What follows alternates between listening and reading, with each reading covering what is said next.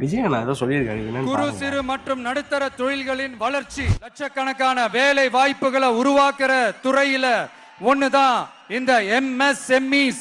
இந்தியாவிலேயே அதிகமான MSMEs இருக்கிற மாநிலங்கள்ல நம்ம தமிழ்நாடும் ஒண்ணு.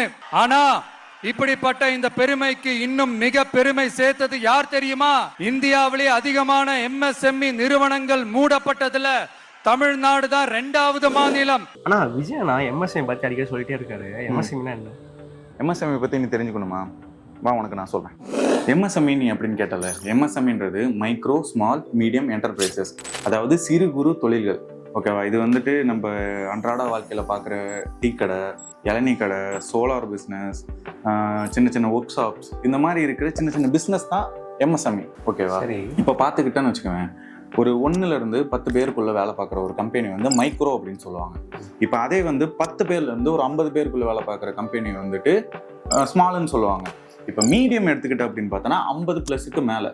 ஓகே, இதுதான் வந்துட்டு சிறு குறு தொழில்களில் வர மைக்ரோ ஸ்மால் மீடியம். ஓகே, இதுதான் வந்துட்டு தமிழ்நாட்டோட பேக்போன்னு சொல்லலாம். ஏன் இந்தியாவோட பேக்போன் கூட அதை சொல்லலாம். இப்போ பார்த்துக்கிட்ட அப்படின்னா இந்த பெரிய பெரிய இண்டஸ்ட்ரி, ஐடி கம்பெனிஸ், இவங்களால தான் வந்துட்டு ஜிடிபின்ற ஒரு விஷயம் வந்துட்டு ரொம்ப அதிகரிக்குதுன்னு நினச்சிட்டு இருக்காங்க. ஆனால் அது மட்டும் கிடையாது. தமிழ்நாட்டில் இருக்கிற சின்ன சின்ன சிறு குறு தொழில்கள் இருக்குல்ல, இங்கேருந்து வரக்கூடிய வருமானம் தான் ஜிடிபிக்கு வந்து ரொம்பவே அதிகமான பர்சன்டேஜ் எடுத்து கொடுக்குது. ஏன்னா பவர் ஹவுஸ்ன்னு சொல்லலாம் கோயம்புத்தூரை.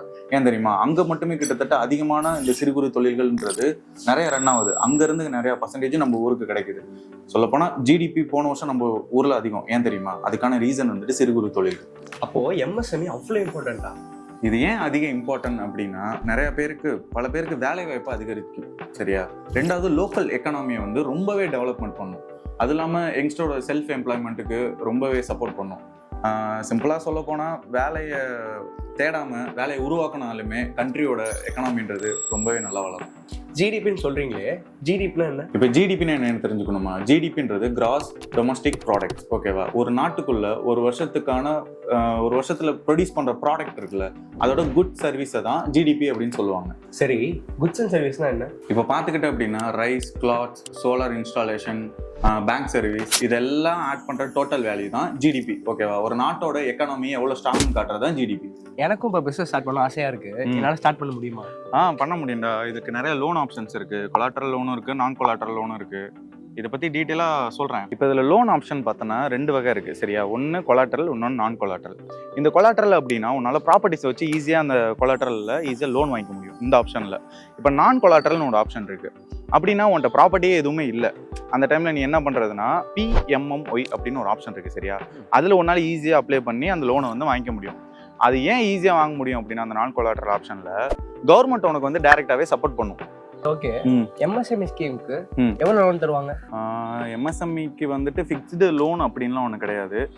இதுக்கு பிஸ்னஸ் சைஸுக்கு ஏற்ற மாதிரி லோன்ஸ் மாறும். இது வந்து 3ஆக பிரிக்கலாம்: மைக்ரோ, ஸ்மால், மீடியம். இப்போ வந்துட்டு மைக்ரோக்கு எடுத்துக்கிட்ட அப்படின்னா 50,000லேருந்து 5 லட்சம் வரையே கிடைக்க வாய்ப்பு இருக்குது.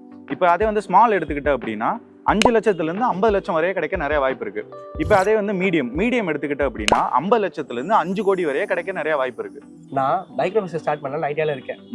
எனக்கு எவ்வளோ இன்ட்ரெஸ்ட் கிடைக்கும்? இப்போ நீ சொன்னல, நான் மைக்ரோ சைஸில் பிஸ்னஸ் ஸ்டார்ட் பண்ண போகிறேன் அப்படின்னு சொல்லிட்டு, இதுக்கு நல்ல ஒரு லோன் ஆப்ஷன் இருக்குது. PMMY அப்படின்னு சொல்லுவாங்க, பிரதான் மந்திரி முத்ரா யோஜனா அப்படின்னு ஒரு லோன் ஸ்கீம் இருக்குது. இதில் வந்து கொலாட்ரல் இல்லாமலே இந்த லோன் ஈஸியாக வந்துட்டு உனக்கு அப்ரூவ் ஆகும். இந்த ஸ்கீமில் இது வந்து கவர்மெண்ட் வந்து ஈஸியாகவே வந்துட்டு கேரண்டி கொடுக்கும். அதனால உனக்கு லோன் ஈஸியாகவே அப்ரூவ் ஆகும். PMMY ஸ்கீமில் எவ்வளோ இன்ட்ரெஸ்ட் கிடைக்கும்? இதில் இன்ட்ரெஸ்ட் பார்த்த அப்படின்னா அப்ராக்சிமேட்டாக PMMY லோனுக்கு 8 to 12% வரை கிடைக்க வாய்ப்பு இருக்குது. ப்ரைவேட் ஃபினான்ஸ் பார்த்த அப்படின்னா 12 to 20% வரை இன்ட்ரெஸ்ட் வரும்.